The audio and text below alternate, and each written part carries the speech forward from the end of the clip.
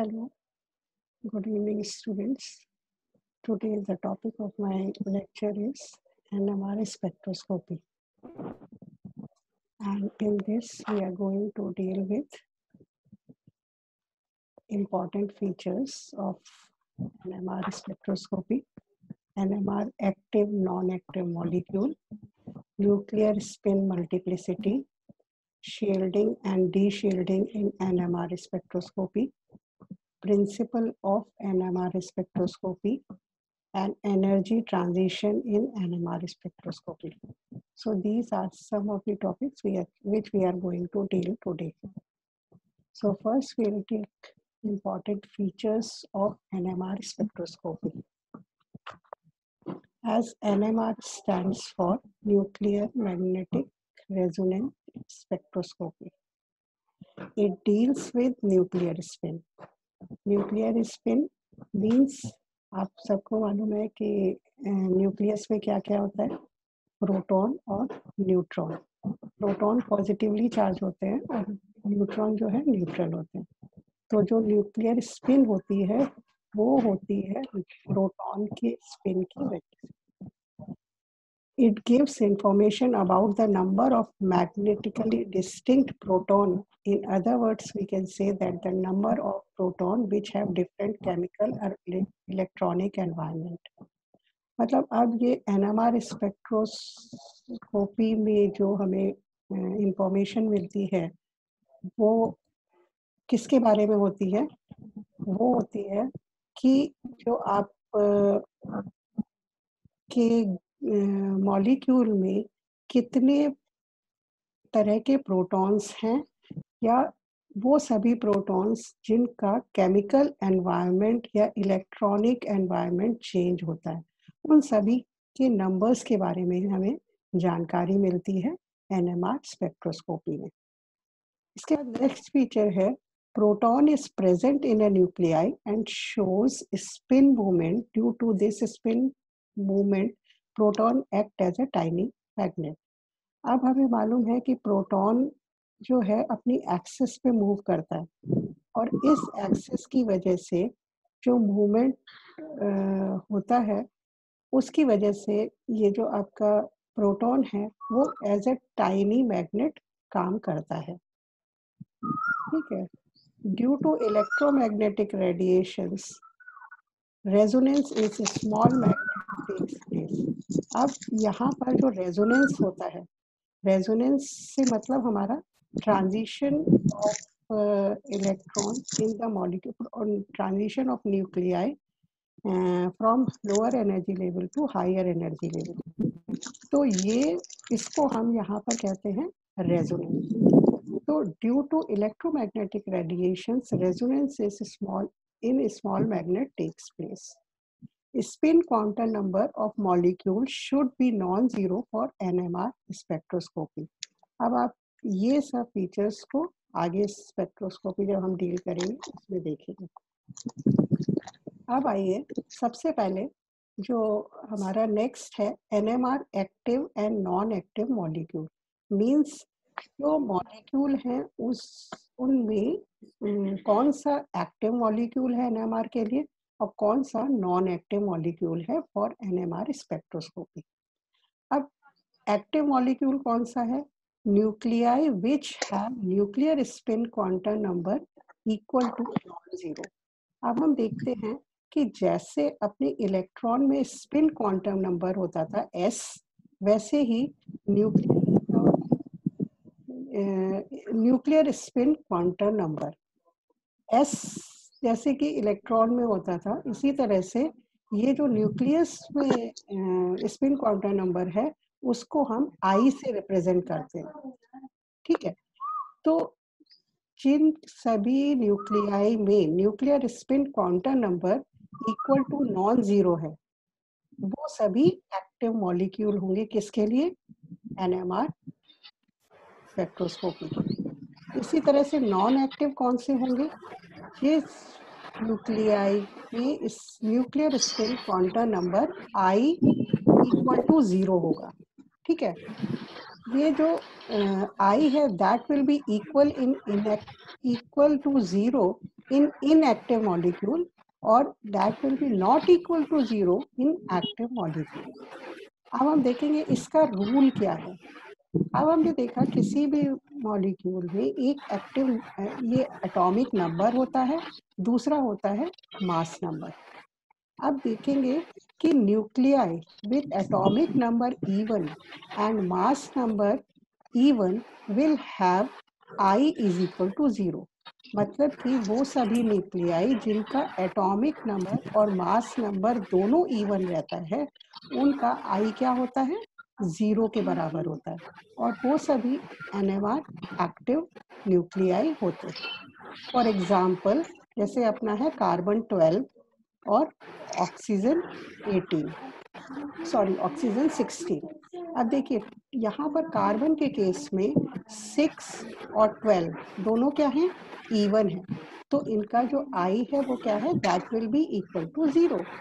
इसी तरह से ऑक्सीजन में 8 और 16 दोनों क्या है, E1 है, तो इन दोनों ही न्यूक्लियाई के केस, मॉलिक्यूल के केस में I will be equal to 0, और ये सभी क्या है, NMR इनएक्टिव मॉलिक्यूल हैं.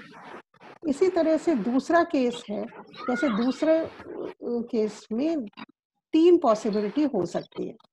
एक तो वो न्यूक्लियाई जिसमें एटॉमिक नंबर वो सभी न्यूक्लियाई जिनका एटॉमिक नंबर तो E1 है और मास नंबर ऑड है. दूसरी पॉसिबिलिटी ये है कि एटॉमिक नंबर ऑड है लेकिन मास नंबर E1 है. फिर तीसरी पॉसिबिलिटी ये है कि एटॉमिक नंबर मास नंबर दोनों ही ऑड हैं. इन तीनों को अगर हम ध्यान से देखें, इन तीनों पॉसिबिलिटी को, तो हम देखते हैं कि कहीं ना कहीं ऑड आ रहा है, ऑड वर्ड आ रहा है. मतलब एटॉमिक मास और एटॉमिक नंबर दोनों में से एक ना एक चीज ऑड होनी चाहिए या फिर दोनों ही ऑड होंगे. तो ये सभी न्यूक्लियाई क्या होंगे, NMR एक्टिव. और इसमें ये क्या है, equal to, it will be not equal to 0. यहाँ पर एक लाइन आएगी, that means it will be not equal to 0. तो इसको हम इस तरह से भी कर सकते हैं.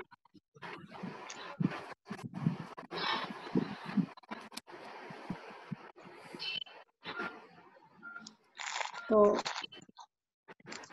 इसी तरह से in all the above 3 cases I is not equal to 0 and are NMR active.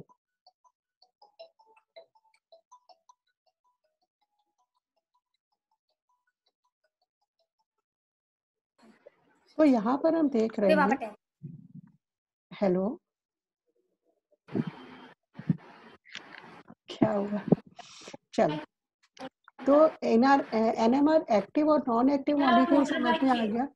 Jin nuclei का nuclear spin quantum number equal to non zero होता है वो सभी NMR एक्टिव मॉलिक्यूल होते हैं, और जिनका I equal to not zero होता है वो आपके इनएक्टिव मॉलिक्यूल.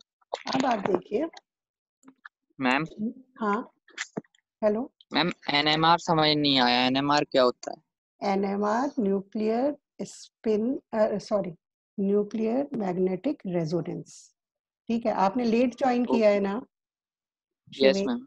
हाँ इसीलिए. यस. तो अभी आगे बताएंगे.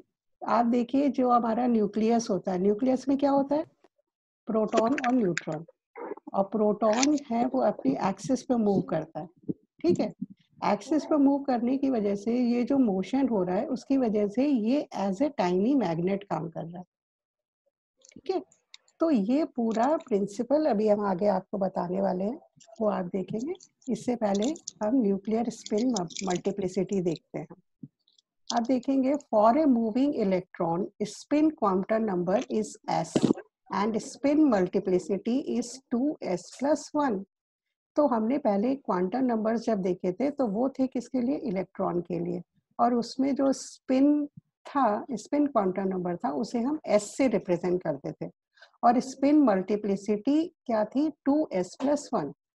इसी तरह से similarly in case of nuclei, spin quantum number is called nuclear spin quantum number and is denoted by I. And spin multiplicity क्या है? Possible allowed spin state, मतलब कि जो spin state allowed है वो नंबर आपका 2i+1 से निकलता है, ठीक है। फॉर एग्जाम्पल अगर हम एग्जाम्पल लेते हैं H11 हाइड्रोजन का ही लें, तो उस केस में I will be equal to half. अब पॉसिबल अलाउड स्पिन स्टेट कितना हो गया? हमारा फॉर्मूला था 2i+1, तो 2 को हम I से मल्टीप्लाई करेंगे, I क्या है? हाफ, ठीक है, हाफ और +1, तो that will be equal to 2 होगा।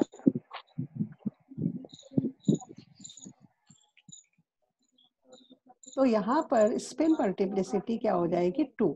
इसी तरह से क्लोरीन में 3/2 I है और allowed possible allowed spin state कितने हो जाएंगे? 4 हो जाएंगे। तो यहाँ पर ये कुछ न्यूक्लियाई हमने ली हैं, ये इसका स्पिन क्वांटम नंबर है और इसी तरह से ये 2i+1 है।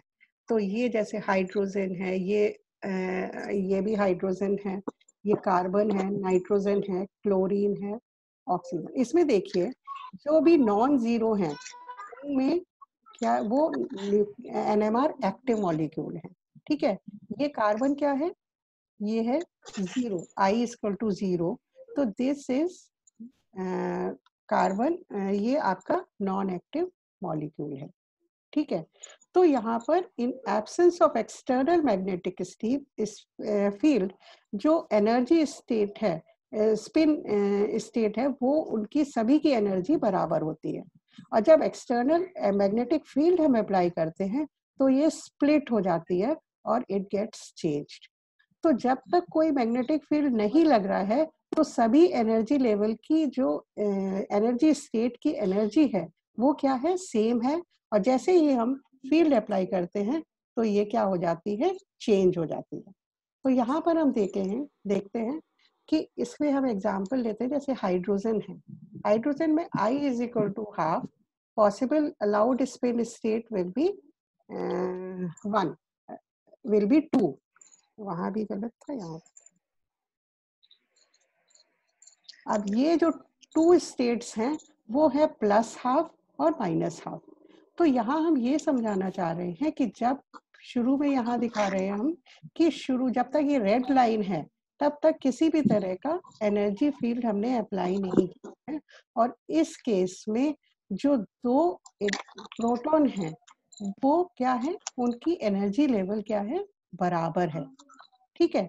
जब तक कोई फील्ड अप्लाई नहीं करते हैं तो इनके एनर्जी लेवल क्या होती है? बराबर होती है। लेकिन जैसे ही हम इसमें applied external magnetic field apply करते हैं तो उस केस में क्या होगा?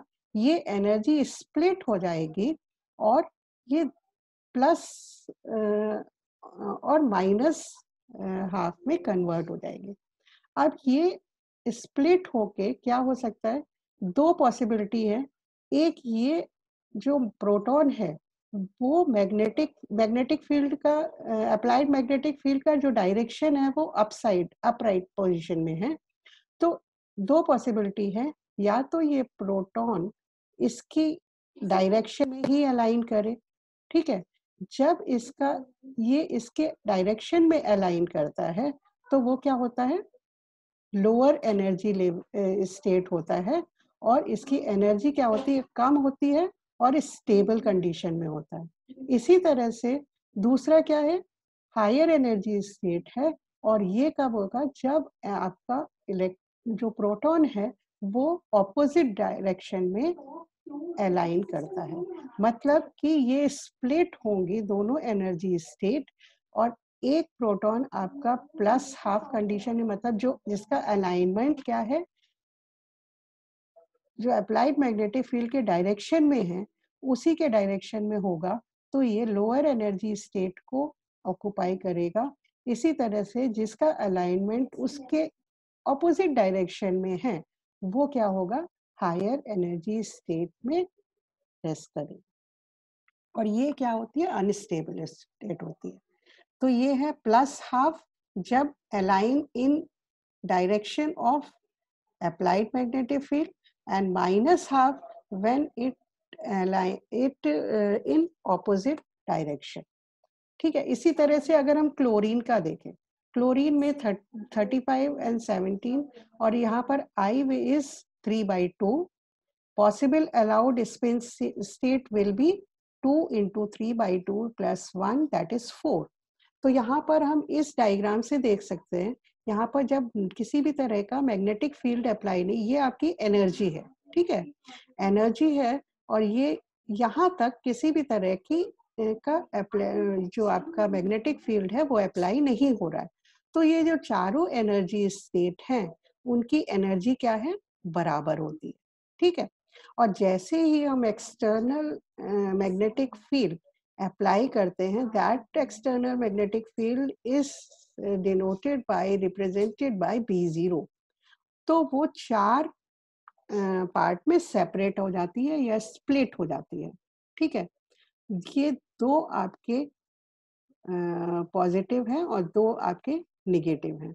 तो यहाँ पर प्लस आपका ये है प्लस 3/2, प्लस हाफ 1/2, फिर माइनस 1/2 एंड माइनस 3/2। इस तरह से ये एनर्जी लेवल स्प्लिट हो जाते हैं। और ये जो चार आपके प्रोटॉन हैं वो अगर जिसमें से दो आपके अपर साइड में जाएंगे, दो लोअर साइड में जाएंगे, जो अपर साइड में रहेंगे उनका डायरेक्शन जो एक्सटर्नल मैग्नेटिक फील्ड है उसके ऑपोजिट होगा, और जो लोअर साइड में जाएंगे उनका डायरेक्शन जो है वो मैग्नेटिक फील्ड के अलाइन होगा, ठीक है।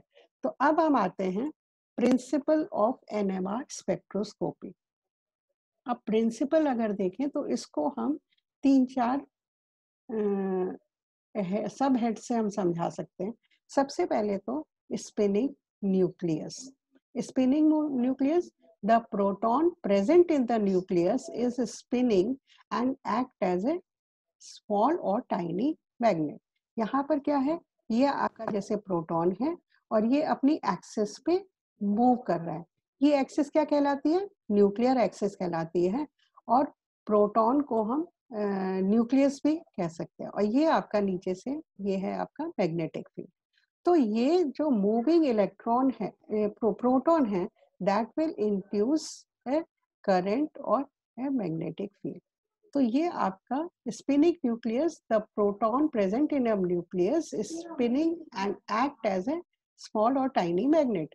अब effect of external magnetic field, जैसे ही हम इसमें, ये तो अब नॉर्मल कंडीशन में ये स्पिन कर रहा है, ठीक है। और जैसे ही हम क्या करते हैं, इसमें कोई भी बाहरी मैग्नेटिक फील्ड अप्लाई करते हैं, तो उस केस में ये क्या हो जाता है? प्रोटॉन, देखिए, proton will align in 2 direction. तो जब जैसे ही हम एक्सटर्नल फील्ड अप्लाई करेंगे तो ये जो इसकी नॉर्मल कंडीशन है मूवमेंट की, वो क्या होगी? That will be affected by the external magnetic field. अब ये क्या है, उसके इफेक्ट क्या होता है? तो ये अपनी न्यूक्लियर एक्सिस से थोड़ा टिल्ट होके मूव करने लगता है, ठीक है। जैसे ये है कि पहले ये सीधे करता था, लेकिन जैसे ही एक्सटर्नल मैग्नेटिक फील्ड हम अप्लाई करते हैं तो ये अपनी एक्सिस से कुछ डिग्री पे टिल्ट होके फिर वो मूव करने लगता है। जैसे हमने देखा होगा, टॉप है या लट्टू है, लट्टू को जब हम घुमाते हैं तो वो क्या करता है? अपनी एक्सिस पे ना रोटेट होके एक ऑर्बिट में रोटेट होता है। तो उसको हम क्या कहते हैं? प्रेसिशनल मोशन। और जो जिस फ्रीक्वेंसी से वो मूव करेगा वो है आपकी प्रेसिशनल फ्रीक्वेंसी, और जिस ऑर्बिट में मूव करेगा वो आपका होता है प्रेसिशनल ऑर्बिट। तो इस तरह से ये प्रेसिशनल मोशन कहलाता है, ठीक है। Proton will be showing precessional motion due to gravitational force of the earth. यहाँ पर एक्सटर्नल मैग्नेटिक फील्ड क्या है? आपका ग्रेविटेशनल फोर्स ऑफ अर्थ है, जिसकी वजह से ये प्रेसिशनल मोशन को शो करता है। और इसको हम गायरोस्कोपिक मोशन भी कहते हैं। अब आइए energy orientation of the nuclei. अब यहाँ पर ये जैसे ही आप एक्सटर्नल मैग्नेटिक फील्ड अप्लाई करते हैं तो इसमें एक मैग्नेटिक डाइपोल इंड्यूस होता है प्रोटॉन में, और that is proportional to external magnetic field. जो आपका न्यू है that will be proportional to external magnetic field. जितना ज्यादा एक्सटर्नल मैग्नेटिक फील्ड होगा उतना ज्यादा इंड्यूस मोशन होगा। अब प्रेसिशनल फ्रीक्वेंसी, हमने कहा कि जिस तरह से ये प्रेसिशनल मूवमेंट करता है और जिस फ्रीक्वेंसी से ये मूव करेगा उसको हम प्रेसिशनल फ्रीक्वेंसी कहते हैं। Spinning frequency of all the proton will B same. मतलब जो जिस स्पीड से आपके प्रोटॉन्स मूव कर रहे हैं, सभी प्रोटॉन की जो वेलोसिटी है या स्पीड है वो क्या है, सेम है।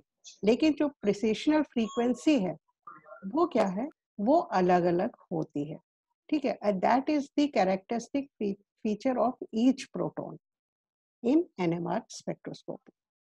अब आइए energy transition in NMR spectroscopy. Energy transition, यहाँ पर जब तक हमने अभी पढ़ा वाइब्रेशनल ट्रांजिशन और इलेक्ट्रॉनिक ट्रांजिशन में क्या होता था, electron will go from lower energy level to higher energy level।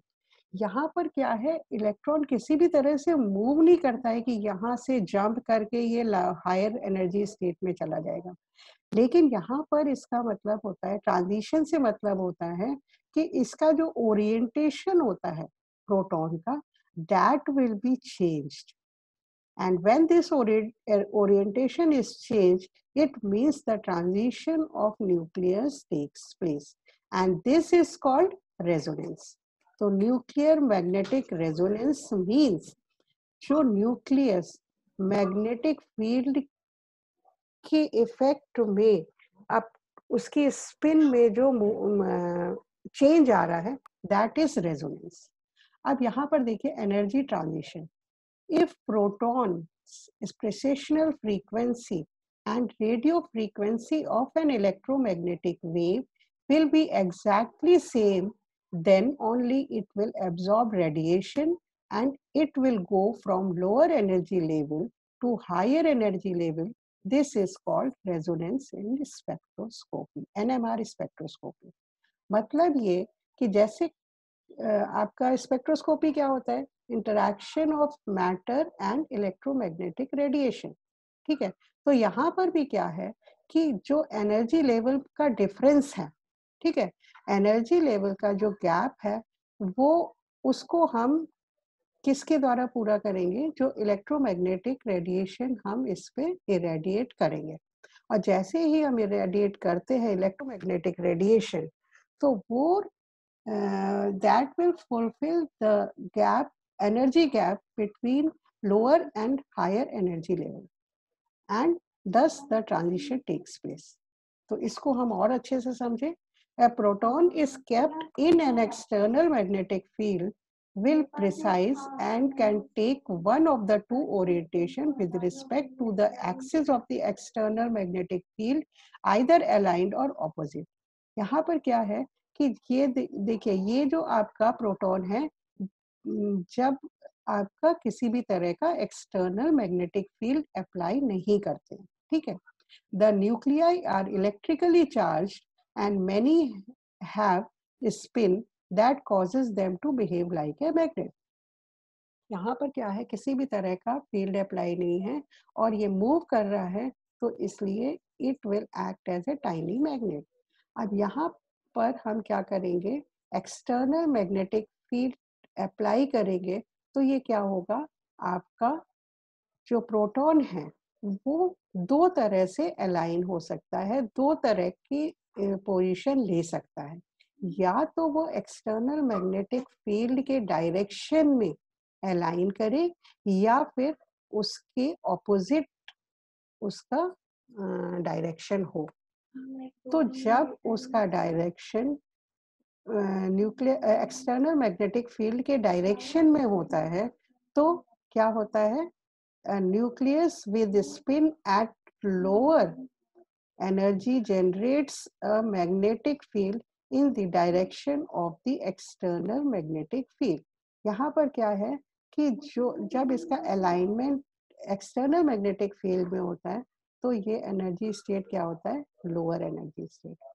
तो जब कोई भी आपका मॉलिक्यूल, यहाँ पर क्या है, हायर एनर्जी स्टेट है और ये क्या है, लोअर एनर्जी स्टेट है, तो जब हम इलेक्ट्रोमैग्नेटिक रेडिएशन जो कि रेडियो वेव्स होती हैं उन को इस पे डालते हैं या इरेडिएट करवाते हैं इसको, तो that will absorb radio frequency या radio waves and it will go from higher energy level to lower energy level to higher energy level।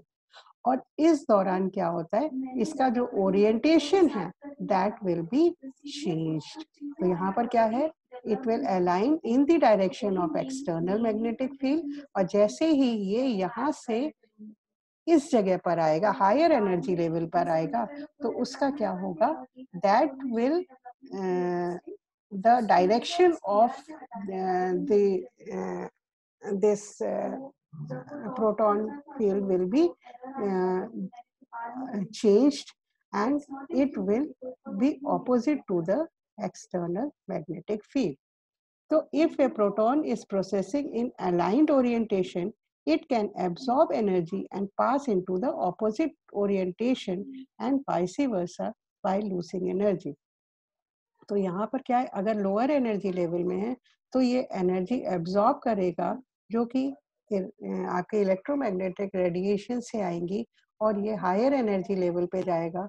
इसी तरह से ये एनर्जी लूज करके वापस लोअर स्टेट में आएगा। इन दोनों ही केस में क्या होगा, इसका ओरिएंटेशन चेंज हो जाएगा। That is the energy transition in NMR spectroscopy. अब हम आते हैं, एक टर्म आता है एनएमआर स्पेक्ट्रोस्कोपी में, shielding and D shielding in NMR spectroscopy. अब शील्डिंग क्या है और डी शील्डिंग क्या है? When a spin active nuclei rotated in an external magnetic field, induced magnetic field is generated which may take two direction। अब यहाँ पर क्या है, स्पिन एक्टिव न्यूक्लियाई है, किसी भी न्यूक्लियाई जब एक्सटर्नल मैग्नेटिक फील्ड लगाने पर जो मूव करेगा then it will induce magnetic field, ठीक है। और ये दो डायरेक्शन इसके हो सकते हैं। When it aligns to the applied magnetic field, जब इसका जो डायरेक्शन है वो अप्लाइड मैग्नेटिक फील्ड के डायरेक्शन में हो या फिर जब इसके ऑपोजिट डायरेक्शन में हो। तो दो ही पॉसिबिलिटी है, या उस सेम डायरेक्शन में या ऑपोजिट डायरेक्शन में। तो पहला केस अगर हम लेंगे, when induced magnetic field aligns the applied magnetic field felt by the nucleus will increase and lower the magnetic field is applied in order to bring the nucleus in resonance। अब हम कहते हैं कि जैसे जब क्या होता है, magnetic field applied magnetic field के डायरेक्शन में ही जब अलाइन होता है तो उस केस में क्या है, जो nucleus magnetic field, external magnetic field जो फील करता है वो क्या होता है, वो इंक्रीज हो जाता है। कैसे इंक्रीज होगा, एक तो इसका इंड्यूस मैग्नेटिक फील्ड भी है, साथ में क्या है, अप्लाइड मैग्नेटिक फील्ड है। तो उस जो वो मैग्नेटिक फील्ड फील कर रहा है वो क्या है, दैट विल बी इंक्रीज्ड। और जब ये मैग्नेटिक जो ये इंक्रीज होता है तो थोड़ी सी ही जो and a lower magnetic field is applied in order to bring nucleus in resonance। मतलब थोड़ी सी एनर्जी चाहिए होगी इसको फ्लिप करने के लिए, and that's this condition is called down field और D shield। मतलब कि जो इलेक्ट्रॉन्स हैं, मतलब कि यहाँ पर क्या है, प्रोटॉन बहुत सारे इलेक्ट्रॉन से जो होता है घिरा हुआ रहता है। तो इलेक्ट्रॉन का खुद का भी मैग्नेटिक फील्ड होता है, ठीक है। तो ये जो मैग्नेटिक फील्ड की वजह से, जैसे कोई भी दो चीजें होती हैं, दो चीजों के बीच में कोई चीज आती है तो वो क्या होता है, तो जो हम फील करते हैं वो क्या हो जाती है, थोड़ी कम हो जाती है। कोई भी चीज हम एक्सपीरियंस कर रहे हैं तो उसमें ऑब्स्ट्रक्शन आ जाता है, it will act as a shield, then that condition is called shield and it is called shielding effect। मतलब shielding effect किसका है, इलेक्ट्रॉन का shielding effect है, ठीक है। इसी तरह से when induced magnetic field oppose the applied magnetic field felt by the nucleus will decrease। जब ये मैग्नेटिक फील्ड है वो क्या करेगा, एक्सटर्नल मैग्नेटिक फील्ड को अपोज करेगा, ठीक है। तो जब उसको अपोज कर रहा है तो क्या हो रहा है, जो अप्लाइड मैग्नेटिक फील्ड है that will be felt by the nucleus, which will be felt by the nucleus will be decrease। और उस केस में higher magnetic field is applied in order to bring the nucleus in resonance। यहाँ पर resonance का मतलब क्या है कि उसकी स्पिन को चेंज करना, ठीक है। और स्पिन चेंज करने के लिए हमें इलेक्ट्रोमैग्नेटिक रेडिएशंस की जरूरत होती है। तो उसी एनर्जी की बात हो रही है, जब कोई चीज अपोज करेगी तो हमें ज्यादा एनर्जी की जरूरत पड़ेगी, और जब कोई चीज उसको हेल्प करेगी, शील्ड करेगी, then we required less amount of energy. तो this is shielding and deshielding effect. इसके बाद हम देखते हैं, अगर हम एग्जाम्पल ले किस, जैसे आपका CH3 का ही ले, आपका जैसे CH3 CH2 सॉरी CH2 और Cl। यहाँ पर क्या है, जो Cl है, Cl is electronegative group and ये यहाँ पर एक प्रोटॉन ये है और एक प्रोटॉन ये है। तो प्रोटॉन के अगल बगल क्या है, इलेक्ट्रॉन्स होंगे। तो इलेक्ट्रॉन्स यहाँ पर क्या है कि ये क्लोरीन का इफेक्ट क्या होगा, ये फंक्शनल ग्रुप क्या है, इसकी इलेक्ट्रोनेगेटिविटी क्या है, ये इलेक्ट्रॉन भी आपका क्या है, इलेक्ट्रोनेगेटिव। दे विल ये इसको इलेक्ट्रॉन को अट्रैक्ट करेगा। ये क्या है, यहाँ पर इसको ज्यादा इफेक्ट करेगा, अट्रैक्ट करेगा एज कंपेयर टू दिस। तो यहाँ पर क्या है, this proton will be more shielded as compare to this proton, ठीक है। तो यहाँ पर ये जो शील्डिंग और डीशील्डिंग क्या है, ये आपस में रिलेटिव टर्म है। मतलब जो शील्ड हो रहा है और उसके बगल में अगर नेबरिंग एटम है दैट विल बी डीशील्डेड, और जैसे जैसे हम दूर जाते जाएंगे शील्डिंग इफेक्ट कम होता जाएगा, ठीक है। जैसे यहाँ पर आपका नेगेटिव इलेक्ट्रोनेगेटिव एटम है, इसका इफेक्ट होता है और शील्डिंग और डीशील्डिंग में। तो जैसे जैसे हम हमारे नंबर ऑफ प्रोटॉन्स बढ़ते जाएंगे तो जो बाहर की तरफ आपका प्रोटॉन होगा that will B least shielded, ठीक है। तो ये होगा शील्डिंग और डीशील्डिंग। अब हम नेक्स्ट क्लास में, जो कि सैटरडे को होगा, और that will be our last class, and in that class we will study about the instrumentations and application of NMR spectroscopy. Thank you.